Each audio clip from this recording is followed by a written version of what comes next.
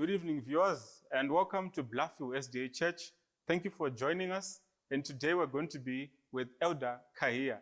I hope you have subscribed. I hope you have shared the link. I hope you have also managed to share the link with other neighbors as well as friends. And I hope you have a good evening. Today's topic is Psalms 23. Have a blessed service. Let us pray.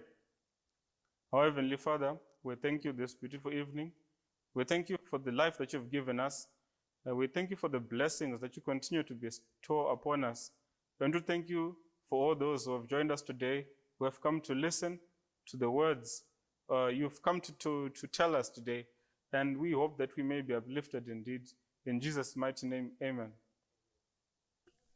Nomutewera kwesekonda tizako musimbira ondotondera konifira pamchinjiko we Calvary Jesu wandi tungamira edemo rwendo rwesengo watese Jesu harishama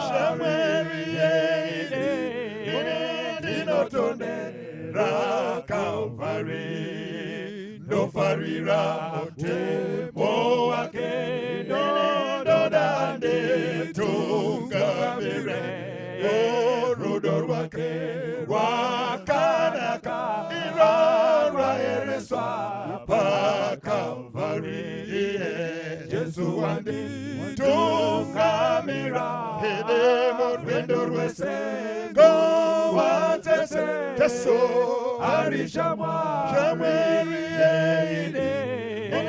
ndinotondera Calvary ndinofamba ndisingachi ndinofarana Kristo Petro ondosimbira ndichaona iyo Samaria pa Calvary Jesu wandi tungamira edemo rwendo rwesengo watese Jesu arishama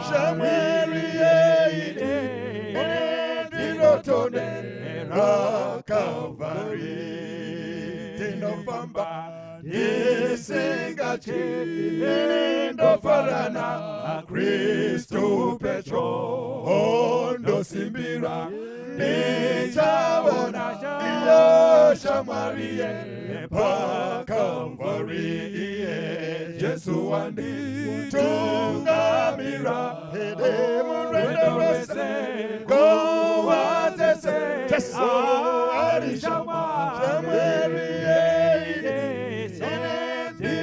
ndinotondera Calvary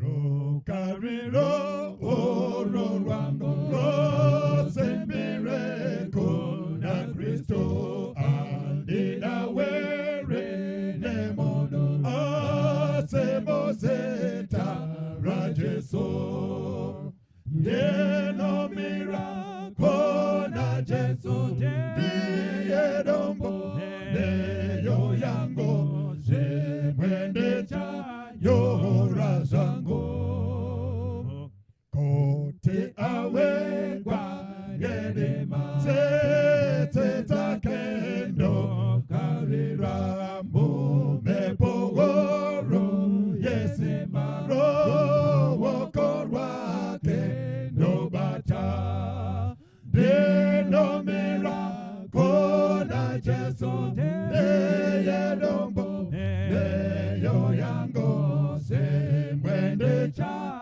yogora zango chirangano chake icho nechitsitsoche ropa rose donde pa rose mbero pakati pe madambudzo Jeno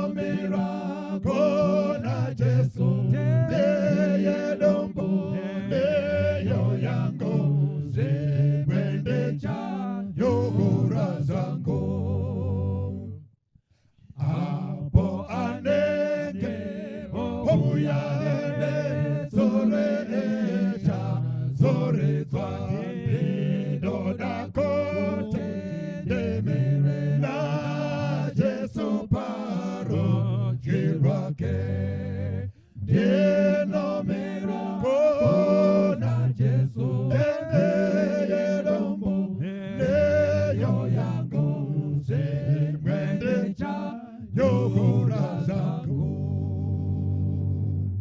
apo anenge ouya nezore eja zore twande dona kote demere na Jesu paro jirwake deno mera kona Jesu denombo leyo yangu zemwende cha nora zangu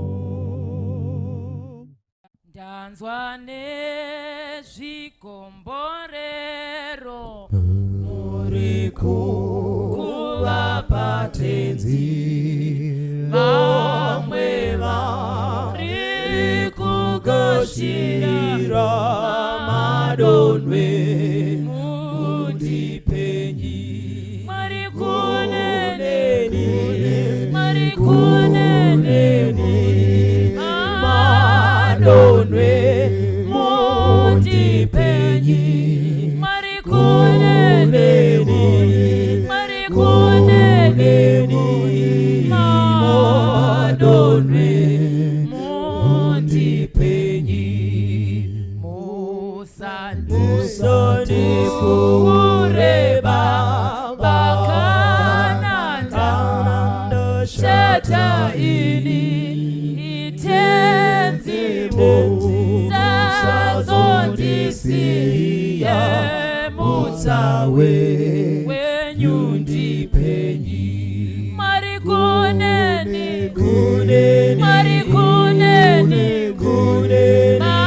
madonwe mundipenyi marikuneni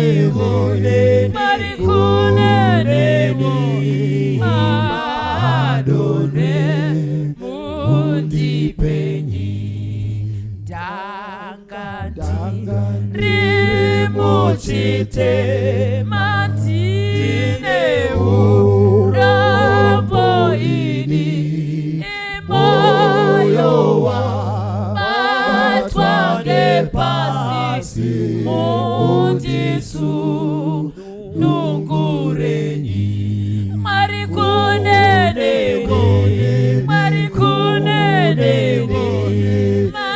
madonwe mundipenyi marikuneni madonwe mundipenyi musafuvu remabofu marapenyi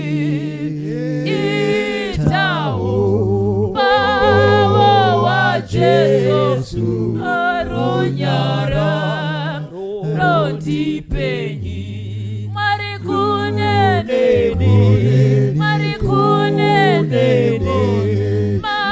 madonwe mundipenyi marikuneni madonwe mundipenyi tiri muchitema tineu rambo ini iwa mayowa batwange pasi mundisu nungurenyi marikuneni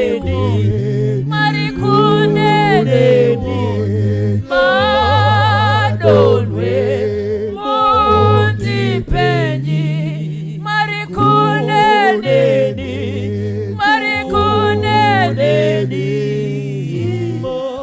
madonwe mundipenyi musapfuure mabofu marapenyi itaumbawa wa Jesu runyara rondipenyi marikoneniwo madonwe mundipenyi marikoneni madonwe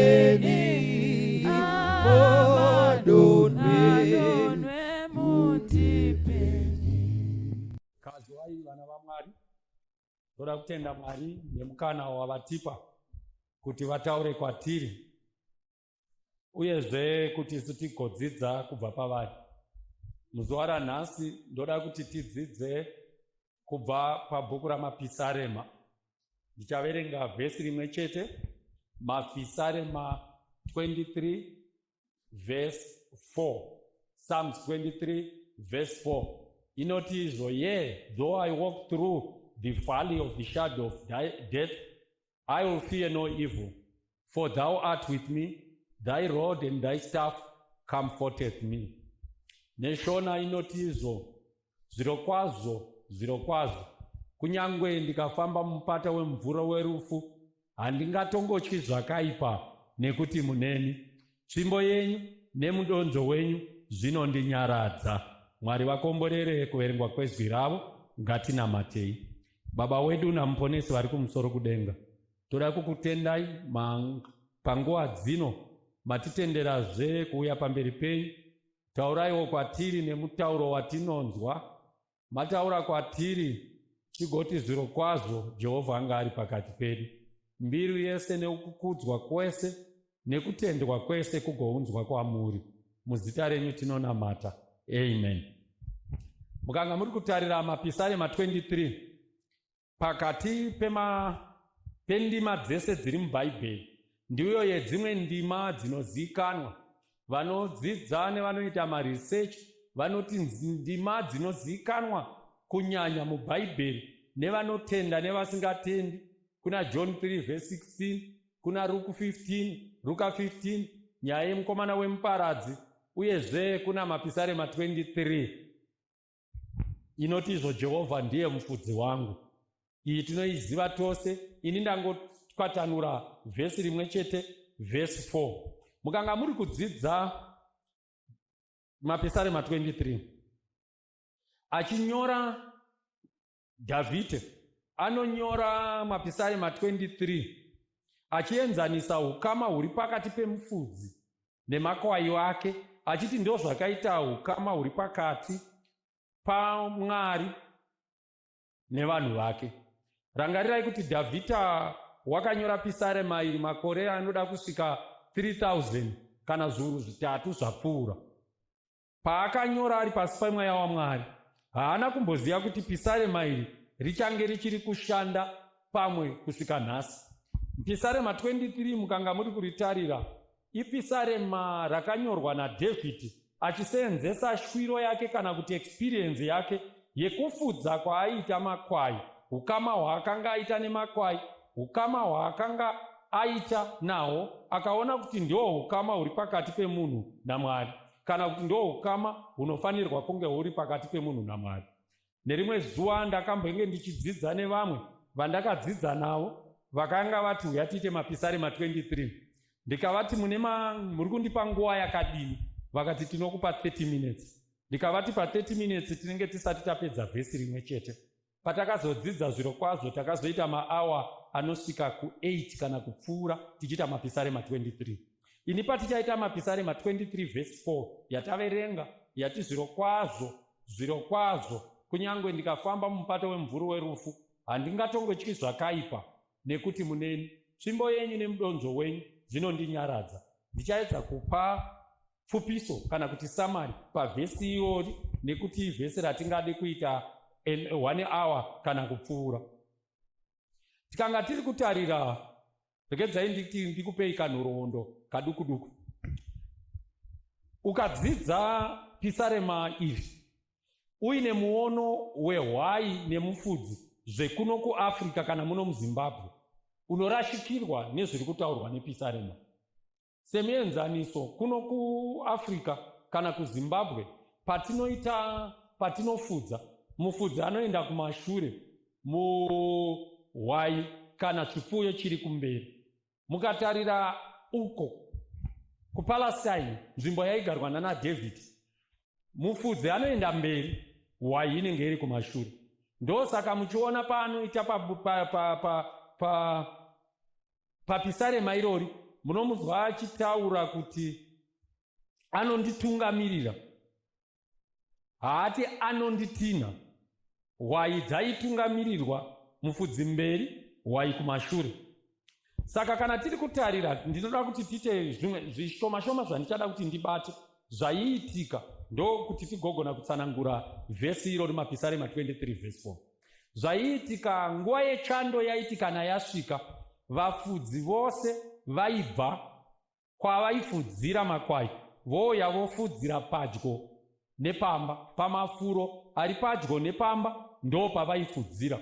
Pamafuro aya vaiitira kuti uko kure nedzimba kana nemisha, chando chinenge chauya, makomo aizara nechando, kwaidonha snow, chando chozara pamusoro pemakomo, zvekuti vafudzi kuti vafudzire kure nedzimba hakuna kwekugara. Saka vaiuya vozofudzira padyo nemba vachirara mudzimba. Asi zvaiti kana chando chaakupera, nguva iya inonzi pachirungu spring yaakusvika, zvaizoitika vakomana ava vafudzi vaizotora makwai avo votanga kuafudzira achienda kure, vachinofudzira kure nemisha. Pavaienda kunofudzira kure nemisha, vainopfuura nemumipata. Mipata iyi, mavalleys, kwaiti gomo, ivo vaipfuura pakati nehwai dzavo, nekuti kumisha kunenge kwapera mafuro, apera kwavanga vachifudza nguva yechando. Pavainopfuura nemumupata umu, chando chinenge chiri pamusoro pemakomo, ice inenge yatanga kunyunguruka. Saka payainyunguruka yaidzika nemumakomo yoya mumupata. Mumupata yaichera makomba kana kuti migero kana kuti makoronga, magalizi ayaichera. Magalizi aya kana makoronga aya aigona kudzama zvekuti ukaviramo wakanga usingabude. Paaiperera pasi akanga asingaoneke. Rangarirai kuti nzvimbo iyoyi ine mhuka dzakaita sana shumba, ine mhuka dzakaita semafox, semawolf nemabhee, ati inonzi nebhaibheri kana bere, but harisi bere. Mhuka idzi nguva yechando dzikanga dzadya, dzaipedza 2-3 months dzakahwanda mumapako dzichitya chando, dzozonobuda chando pachinopera. Padzinobuda after 2-3 months dzaita inonzi hibernation, dzaibuda dziine nzara. Padzinobuda dziine nzara, chadzaitsvaka kudya, dzaitsvaka mhuka inenge isinganetse kubata. Mhuka isinganetse kubata chipfuyo chepamba. Saka paipfuura nevafudzi vachipfuura nemupata vakuenda kumafuro akanaka, kana mafuro anenge ari kuseri kwemakomo, kuseri kure nemisha, nekuti ekumisha anenge apera. Mhuka dziya dzaiuya dzowanda dzakamira mukati memipata iyayi. Mukatarisa pamusana pekuti mipata iyi yanga yakaipa zvakadaro kuti ine makoronga, mipata iyi ine mhuka dziri kuda kuuraya hwai. Mipata iyi yainzi mipata wemumvuri yerufu. Ndo panobva izwi rekuti the valley of the shadow of death, nekuti anytime hwai yaigona kuvira mugoronga kana kuti yaigona kudyiwa nemhuka idzi. Saka zvaizoitwa, hwai dzaitoziva kuti dzisadyiwe, dzaifanirwa kufamba dzichiteera mufudzi. Kuti dzisavire, dzaifanirwa kuti patsika mufudzi ndo padzinotsika. Ndoda kuti mugoona mubvunzo unogona kuuya kuti zvanga zviine basa here kuti hwai dzipfuure nemumupata. Mhinduro inoti ehe, kumba kwakanga kusisina chekudya. Saka kuti dziende kumafuro akanaka aive kuseri kwemakomo, dzaitofanirwa kufamba mumupata. Hakuna hwai yaizvarwa kusvika ife isina kumbopfuura nemumupata wemumvuri werufu. Dzaitopfuura nemo, asi chaidzichengetedza kuteera mufudzi. Ngatidzokerei kuvhesi kwedu, ndakupai background. Vhesi riri kuti izvo nechirungu, yea, though I walk through the valley of the shadow of death, I will fear no evil, for thou art with me. Thy rod and thy staff comforted me. Zviro kwazvo kunyange ndikafamba mumupata wemumvuri werufu, handingatongotyi chakaipa, nekuti muneni. Tsvimbo yenyu nemudonzvo wenyu zvinondinyaradza. Chii chatinodzidza kubva apa pavhesi rataverenga? Ndichabata tunhu tushoma-shoma, tobva tapeta nyaya yedu. Chekutanga, mukatora background yandakupai, chatiri kudzidza ndechekuti hwai yaitopfuura nemumupata. Rangarirai David ari kuti ukama hwehwai nemufudzi ndo ukama hwedu naMwari. Kafambiro kaita mufudzi nehwai dzake, achidzichengetedza achifamba nadzo murwendo, ndo kafambiro kaMwari nesu murwendo rweupenyu huno. Tichipinda matinopinda tinochengetedzwa naMwari. Saka poindi yekutanga iri kubuditswa nenyaya iyi ndeyekuti chatinofanirwa kuziva iwe neni ndechekuti there will be valleys in life. Upenyu huno muchava nemupata. Kuda kana kusada, there will be valleys in life. Mukatarira zvinoitika, hakuna munhu unoberekwa obva mumbereko kusvika muguva asina kupinda mumupata. No one travels through this life from the cradle right through to the grave without passing through the valleys. In life there will be valleys. Kazhinji tinoda a mountain top experience yekuti tinoda kugara upenyu hwedu tichirarama setiri kurarama setiri pamusoro pegomo. Hama nehanzvadzi, ziva chinhu ichi, there will be valleys in this life. Kuchava nemupata muupenyu huno. Days will not, the sun will not always shine every day. There are days when there will be no shine, where there will be no sunlight. Days where there will be darkness. Ndoda kuti nditi inzwai vana vaMwari, mupata uriko mukati meupenyu huno. Mupata ichauya. There is a day where you shall lose a family member. Apa ucharashikirwa neumwe wemhuri. A day your marriage will be on the rocks. Pa uchaona mchato wako kana marriage yako ichizungunuka. Where health shall give way. Where children will become disobedient. Where your wife can become cantankerous. Where your husband can become overbearing. A day is coming, apo basa rinonzi rapera, apo unonzwa pauchanyeperwa, apo when you are cheated upon, apo pauchabirwa, when you shall fail an exam, a day will come. Dzimwe nguva utori through this situation yekuti uri kufamba mumupata, inzwai vana vaMwari, mupata shall come. Hakuna munhu ari immune kana akadzivirirwa kubva kuti asapinde mumupata. Hazvina basa kuti uri ani, mupata unouya. Ende mupata haupe notice kuti uchauya rini. Mupata hauzikanwe kuti unouya rini. Mupata unouya. Whether you like it or not, you shall pass through valleys. Yes, zvino mukatarisa, the whole world is passing through the COVID valley, the COVID-19 valley. But iwewe neni, tinogona kunge tiine mupata yedu mudzimba matakagara imomo. Umwe une mupata wekushushwa, umwe une mupata wekurwarirwa, une mupata wekufirwa, une mupata wevana vari kunetsa, une mupata wemarriage isiri kufamba zvakanaka. Know this, there will be valleys in life. And hapana chinhu, hakuna munhu anosezvandataura anopinda munyika ino agobuda asina kupinda mumupata.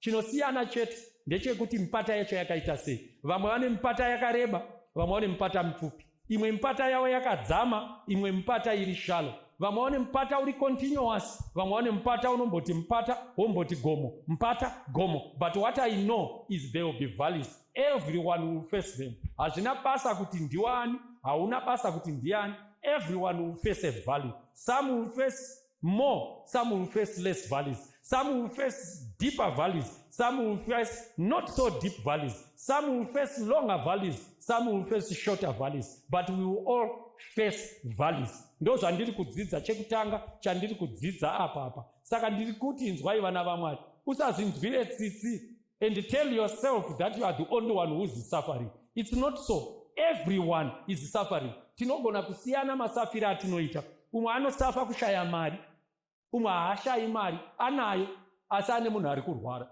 Umwe anayo mari asi ari kurohwa nemurume, umwe anayo mari asi ari kurohwa nemwana.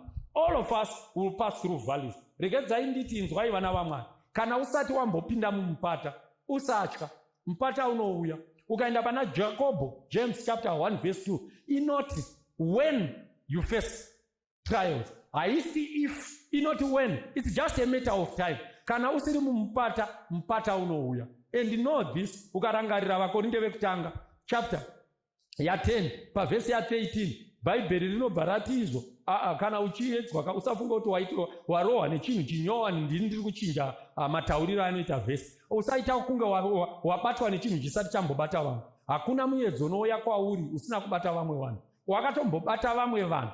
Moreover, Mwari vakatokupa a way out. Ende Mwari havakupi muedzo, havasiyi muedzo waunosiya kuti unokukurira uchiuya kwauri. Mwari vari kuti kudini? Vari kuti hakuna mupata, haupiwi oversize mupata. Unopiwa custom made, tailor made, cut to fit. Hakuna oversize yemupata, no oversize yevhali. Wawinawo iwoyo ndo wako, ndo size yako. Munoona vanhu vachitaura kuti mai ava vakashinga, murume wavanonetsa anozodai ndanga ndiri ndasingambozvikunda. Ndo mupata wavo, ndo size yavo. Iwowo une wako wekurwarirwa. So know this, kuti mupata uriko.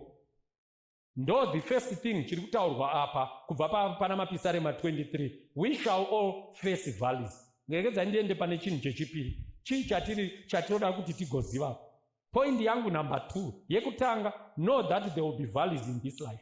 Ziva kuti kuchava nemupata muupenyu huno. Upenyu huno hune mupata.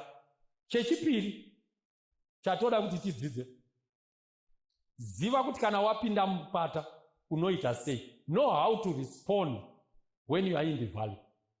Mukaverenga vhesi iri, pane zvinhu zvandoda kuti mugoona. Chekutanga chandoda kuti tigoona how we should respond kana kuti toita sei kana tiri mupata. Chekutanga tinochiwana pano pavhesi iro rataverenga. Hanzi kunyangwe zvirokwazvo, kunyangwe ndikapinda mupata womumvuri werufu handingatongotyi zvakaipa. First thing, David says, I will not fear. Handityi. Why David? Is it kuti nekuti unogona kurwa? Is it kuti nekuti wakarwa naGoliath? Why don't you fear David? He says, thou art with me. Chinhu chaunofanirwa kuziya kana wapinda mumupata ndechekuti kana uri mwana waMwari hausi wega. The Lord is with you. Ndiye unotaura Mwari, ndio anoti handitongokusiyi, handitongokuregei. I will neither forsake you nor leave you. The Lord is with you when you are in the valley. Rangarirai Jesu achitaura Matthew chapter 28 kubva pavhesi 18. Munorangarira anoti tarira ndakapiwa simba rese kudenga napanyika. Vhesi 19, endai naizvozvo muparidzire. Vhesi 20 anobva ati, lo, I am with you to the ends of the world. So as we pass through the valleys of this life, the first thing that we should know is we should not fear. Why should we not fear?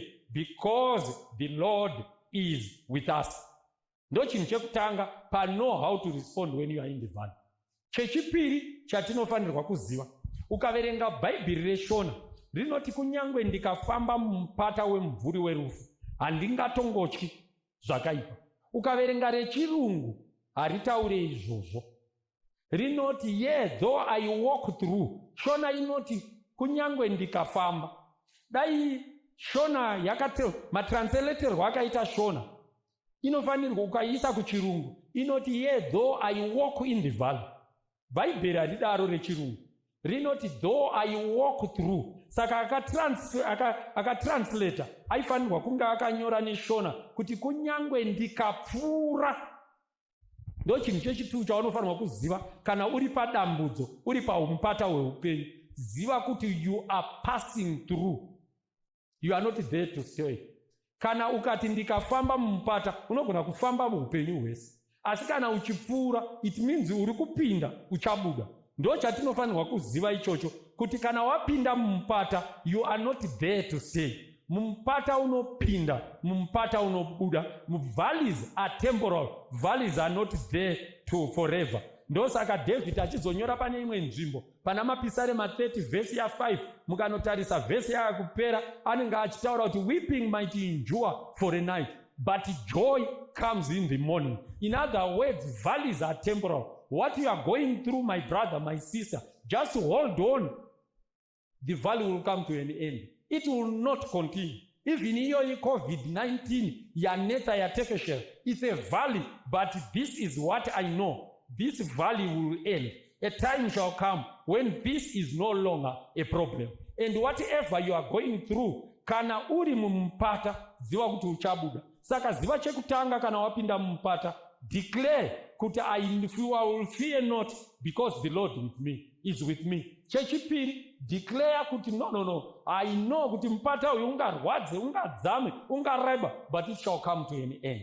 Chechitiri chandoda kuti ugoona chaunofanirwa kuziva kana uri mupata, chaunofanirwa kuziva kuti how you respond uri mupata ndechekuti mukaverenga pisarema iyi mukanga muchiriverenga kubva parinotanga munonzwa David anotaura achiti Jehovha pavhesi 1 ndiye mufudzi wangu.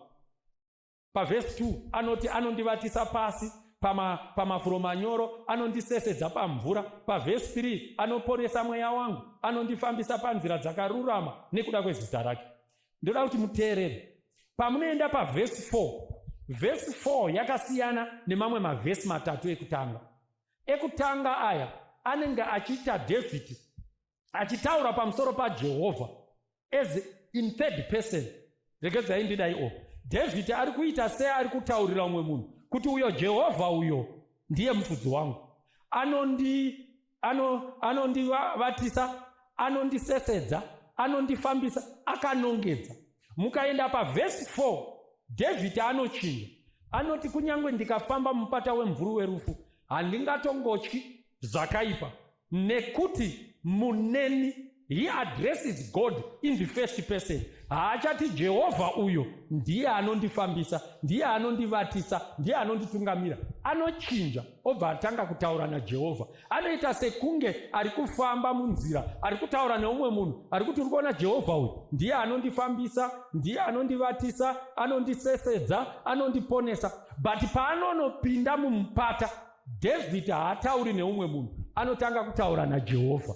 Anoti imimi Jehovha handityi nekuti muneni. Tsvimbo yenyu imimi Jehovha nemudonzo wenyu unondinyaradza. Saka tiri ndiri kudzidza chiya, ndiri kudzidza kuti kana ndapinda mumupata haisi nguva yekuwesta yekutaura nevamwe vanhu uchiti Jehovha wangu inini achandiitira chakati. Jehovha wangu kana uri mumupata inguva yekutaura naMwari. You need to talk more to the Lord when you are in the valley than talk to people. Inguva yekugara pasi uchinamata, uchiverenga shoko raMwari, uchitaura naMwari, claiming his promises when you are in the valley. Saka tiri kuti kana wapinda mumupata mune zvinhu zvitatu zvaunofanirwa kuziva, zvaunofanirwa kuita. Unofanirwa kuziva kuti hausi wega, saka you should not fear. Unofanirwa kuzivazve kuti kana wapinda mumupata, mupata uchapera. Unofanirwa kuzivazve kuti kana uri mumupata inguva yekutaura naMwari sezvinoitwa naDavid. Saka tiri kuti isusu chinhu chekutanga, know that you are in the valley. Chechi2, know how to respond. Pa knowing how to respond ndopekuti don't fear. I talk to God and know that the valley will come through, will come to an end. Regedzai tiende pane chimwe chinhu chandiri point number 3 handiri kuda point 3. Number 1 tati know there will be valleys. Number 2 know how to respond when you are in the valley.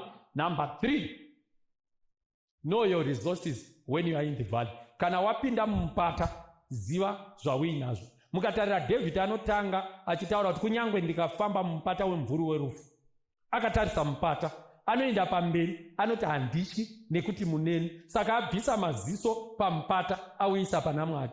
Anoenda pamberi oti tsvimbo yenyu nemudonzo wenyu, meaning kuti he is now focusing mukati memaoko aMwari. In other words, David ari kuti tsvimbo yenyu, mukatarira inonzi tsvimbo neshona, ndo inonzi nechirungu road, ndo yavaishandisa kuti kukauya mhuka yaishandiswa nemufudzi, kukauya mhuka ichida kurwisa makwai, yaitorerwa tsvimbo iyoyo, ndo yairoveswa ashumba kana chairohwa netsvimbo. Saka David ari kuti, I know kuti thy rod, tsvimbo yenyu inondiponesa.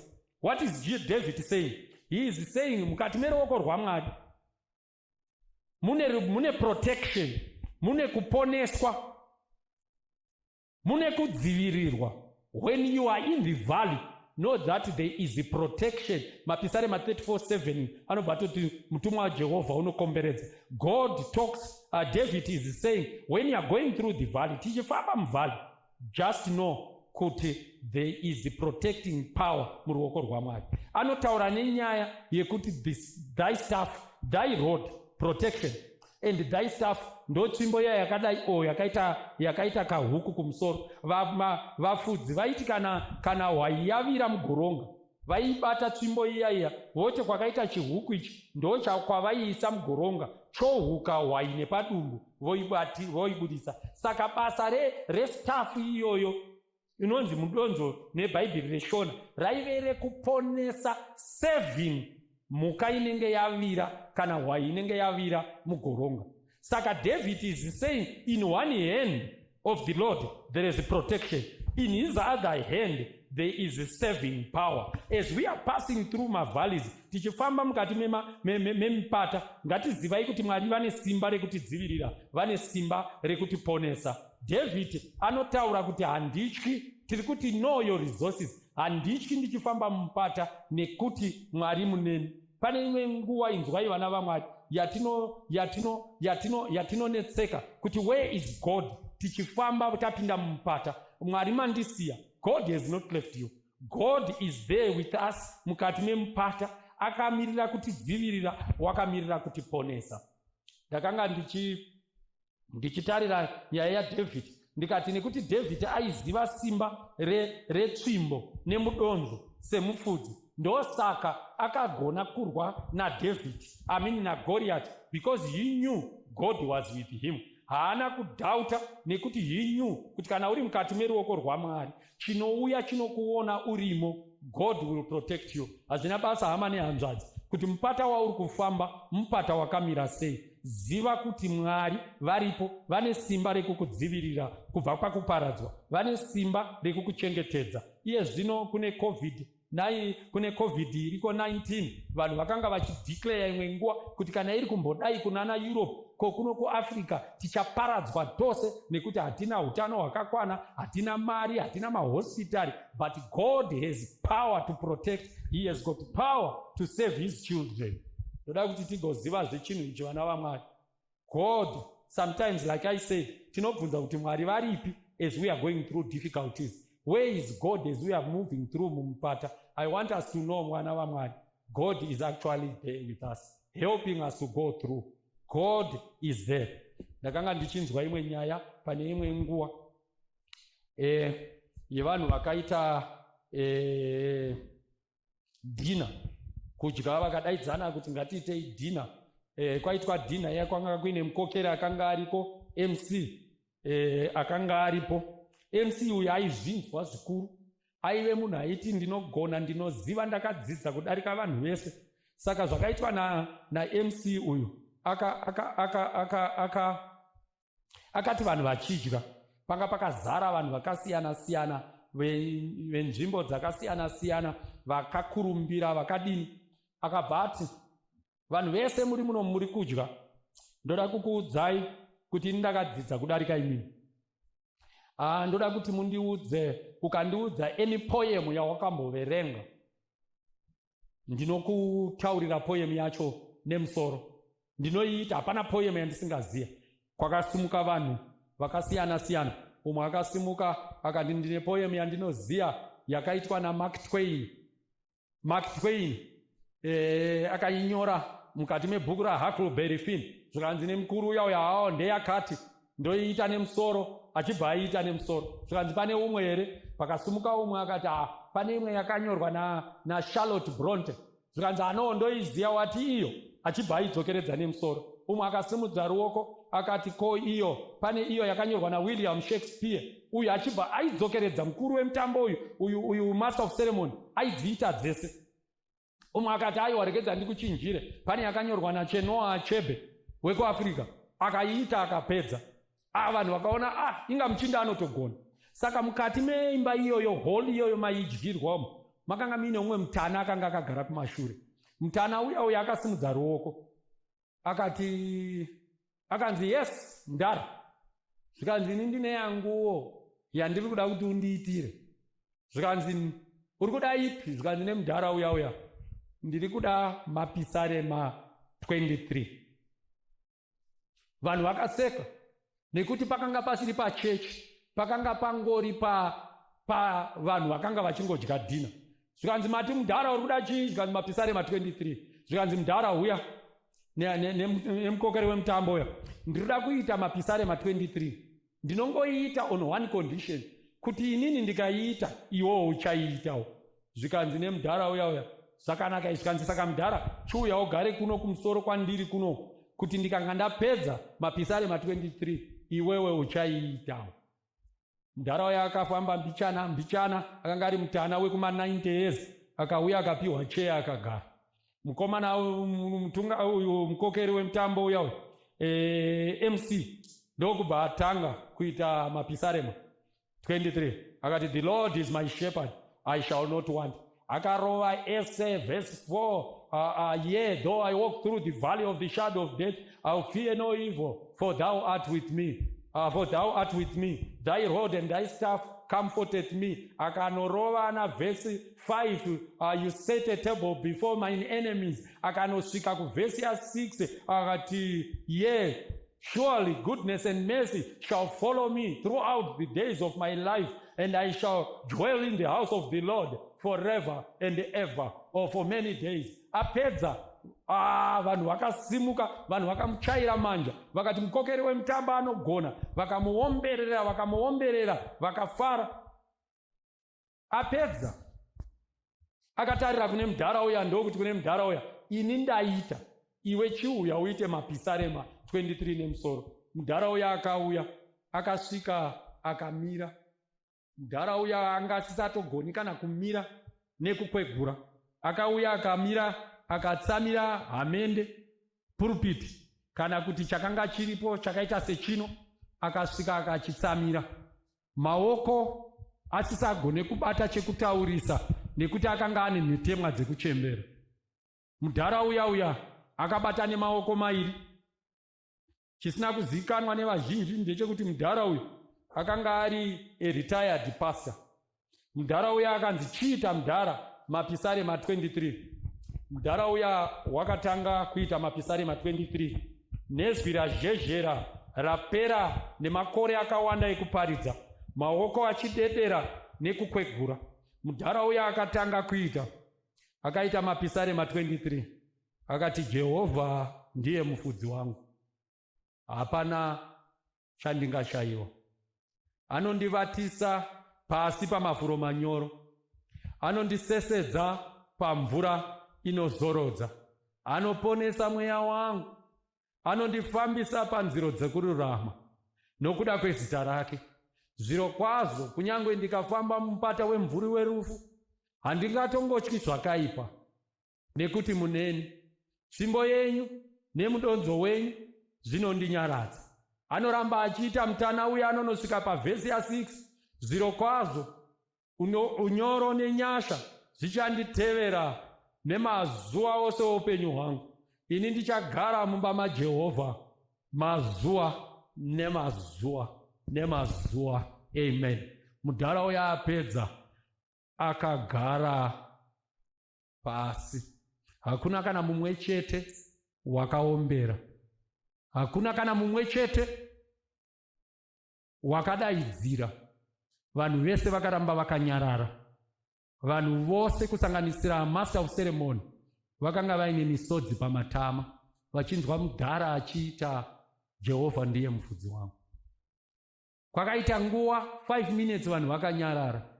Kwakazosimuka imwe shasha yakanga iri mukati, ikati ndinoda kubvunza, ichibvunza mukokeri wemutambo. zvikanzi nhai iwe MC waita mapisarema 23, tikakuomberera tikapururudza mheterwa dzikachaiwa. Asi mudhara uyo aitawo mapisarema 23 yawaita iwewe mudhara, iwewe MC. Mudhara aiitawo, hakuna nemumwe chete waombera, mazwi mamwe chete, hapana apotsa pahwiri hwenyu. Asi vanhu vose tiri kuchema, hakuna akwanisa kuombera. Pamusana pei chii chasiyana? Where is the difference? Mukokeri wemutambo akasimuka akati, uri right, pisarema ndo rimwe chete, mavhesi mamwe chetewo, mazwi mamwe chetewo. Ini mandiomberera, asi mutana akuchemedzai. Pane chasiyana? Chasiyana chimwe chete. Ini semukokeri wemutambo ndinoziya pisarema remufudzi. Asi mudhara uyu aratidza kuti anoziva mufudzi wepisarema. And I know the psalm of the shepherd, but this old man knows the shepherd of the psalm. Do you know him? Many times we have spoken, tikarecita, tikadzokeredza the psalm of the shepherd. But do you know the shepherd? As you read Psalm 23, you know the Lord is my shepherd, a personal shepherd. Haitaure kuti the Lord is our shepherd. Haitaure kuti ndiye shepherd wekuchechi kwedu. Haitaure kuti ndiye mufudzi wemhuri yedu. Inotaura kuti he is your shepherd. Do you know him? Pakupera kwemharidzo ino tichange tichitaura tadzidza pamusoro pepisarema rashepherd. The question is, do you know the shepherd of the psalm? It is my prayer that as we go through this life, may we make a personal relationship. Tizivane zvakatsanangurika. As individuals, tizivane nemuridzi wepisarema.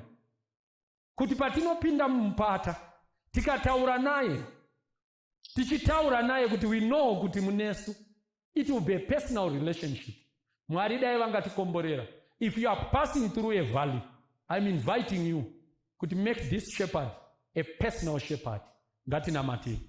Baba wedu na mponesi vari kumusoro kudenga, toda kukutendai panguva dzino, maita henyu matidzidzisa kubudikidza na pisarema 23 pavhesi ya 4 kuti ukama nemi ndo zvinhu zvakakosha. Vamwe tiri kufamba nemumupata, maita matidzidzisa kuti mupata ipati yeupenyu. Matidzidzisa kuti kunyangwe tikafamba asi imi muripo hamutisiyi. Matidzidzisa kuti kunyangwe tikafamba mumupata uchapera. Matidzidzisa kuti kana tiri mumupata inguva yekutaura nemi, haisi nguva yekutaura nevamwe, haisi nguva yekupedza nguva tiri pamaWhatsApp, tiri pachii kuti mazonzwa here zvazoita, mazonzwa here kuti zvazoita. Inguva yekupedza nguva tiri nemi. Matidzidzisa kuti kana tiri mupata ngatizivei kuti imi munotidzivirira uyezve munotiponesa. Asi pamusoro pezvese ngatitei ukama nemi. Mbiri nerukudzo zviunzwe kwamuri nekusingaperi. Amen. Tenze ari dombo redu nechidziviriro chedu, tisache muzviro zvese nechidziviriro chedu. Gedombo rine masimba ngevute, apotaneta ngewedu, kutungamira nechidziviriro chedu. Teredu masikati nechidziviriro chedu, nekupenya pausiku nechidziviriro chedu. Gedombo rine masimba ngevute, apotaneta ngewedu, kutungamira nechidziviriro chedu. Champupuri chatinera nechidziviriro chedu. Kuna Mwari taponeswa nechidziviriro chedu. Gedombo, gedombo, rine masimba ngevute, apotaneta ngewedu, kutungamira nechidziviriro chedu. Omariba koredu, nechidziviriro chedu. Mubatsiri muri pedyo, nechidziviriro chedu. Gedombo, gedombo, rine masimba ngevute, apotaneta ngewedu, kutungamira nechidziviriro chedu.